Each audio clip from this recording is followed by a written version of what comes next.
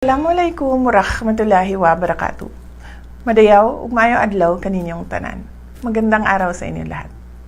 Sa araw na ito, ginugunitan natin ang buhay at diwa ng ating pambansang bayani na si Dr. Jose Rizal. Sa pamamagitan ng kanyang mga akda, ipinamana ni Dr. Jose Rizal ang diwa ng walang takot na pagmamahal sa bayan at ang pangarap ng tunay na kalayaan na nakabatay sa liwanag ng kaalaman. Ang tunay na aral ni Rizal ay malinaw. Ang kalayaan ay hindi lamang paglaya mula sa puwersang dayuhan, kundi pati na rin ang paglaya ng ating isip at damdamin mula sa pang-aabuso, pagkawatak-watak at kasamaan. Sa paggunita natin sa kanyang sakripisyo, manumbalik nawa ang ating lakas at tapang na manindigan para sa katotohanan at katarungan. Huwag nating hayaang mamatay ang diwa ng karunungan at pagkakaisa.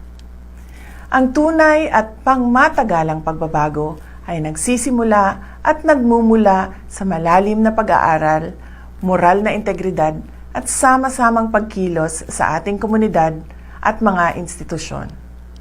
Mabuhay ang diwa ni Dr. Jose Rizal. Mahalin natin ang Pilipinas para sa Diyos, sa bayan, at sa bawat pamilyang Pilipino.